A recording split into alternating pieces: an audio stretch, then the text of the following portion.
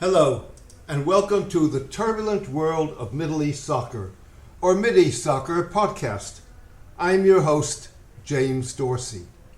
Recent announcements by Crown Prince Mohammed bin Salman of plans to turn the kingdom into a transportation and logistics hub that connects continents take to a new level Saudi efforts to replace the United Arab Emirates and Qatar as the Middle East's go-to addresses. Prince Mohammed's plans, which include the creation of a new national carrier alongside Saudia, currently the kingdom's aviation flagship, and construction of a new airport for the capital, Riyadh, aim to position Saudi Arabia as the Middle East hub at the crossroads of Asia, Africa, and Europe. The UAE, bolstered by Emirates and DP World, currently serves as the region's transportation and logistics hub.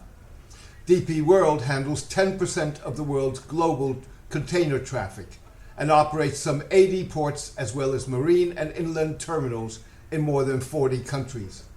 Emirates ranks globally number 5 among airlines in terms of numbers of countries served, and number 4 in terms of brand value and scheduled passenger and front tons kilometers.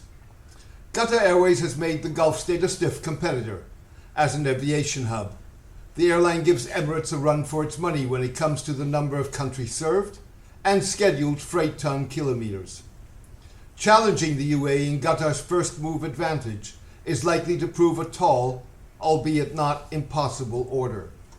That is also true with regard to Turkish Airlines, the Middle East's other major carrier, with ambitions similar to those of Emirates and Qatar Airways.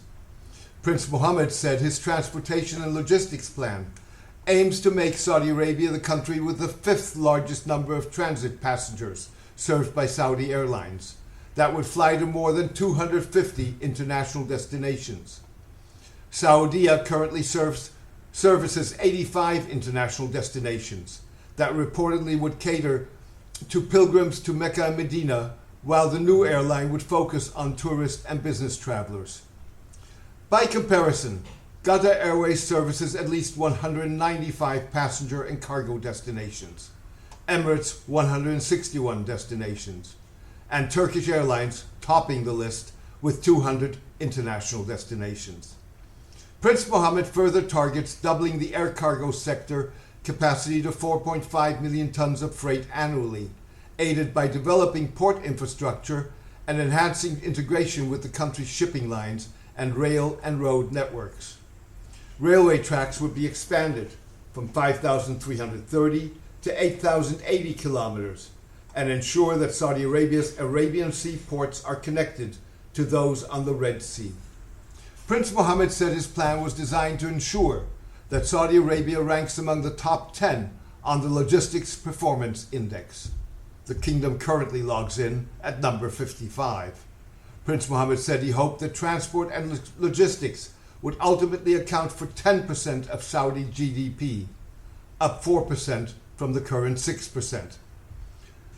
Prince Mohammed's effort to shift the Middle East's geopolitical, infrastructure, economic, and cultural gravitas to the kingdom is part of his Vision 2030 strategy that aims to create jobs, diversify the Saudi economy, and reposition the country regionally as well as globally.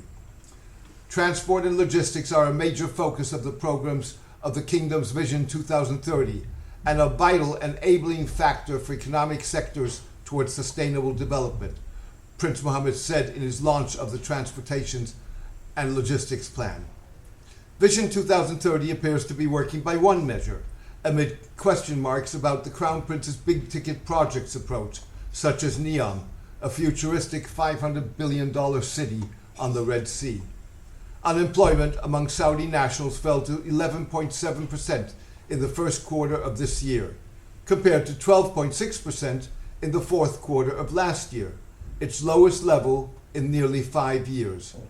The problem is that the unemployment rate tells only part of the story.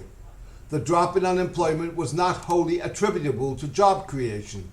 In a country that needs to create at least 150,000 new jobs a year to keep unemployment steady.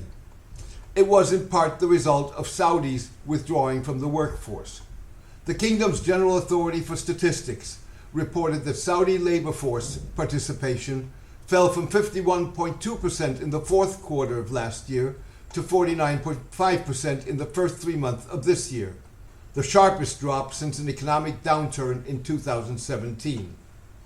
Prince Mohammed's expansion of competition with the UAE, Qatar and Turkey to transport and logistics follows earlier moves that include challenging the UAE's position as the regional headquarters of international business, an announcement of plans to operate regional ports and container terminals, and a focus on sports as a soft power tool, among others by possibly bidding for the hosting rights of the 2030 World Cup. Prince Mohammed's ambitions are beyond doubt. Stepping up competition for regional positioning raises the stakes in ensuring that the Crown Prince's ambitions ultimately translate into trickle-down, tangible achievements. Thank you for joining me today. I hope you enjoyed the podcast. A written version of this podcast is on my blog, The Turbulent World of Middle East Soccer, at mideastsoccer.blogspot.com. Please join me for my next podcast in the coming days. Best wishes and take care.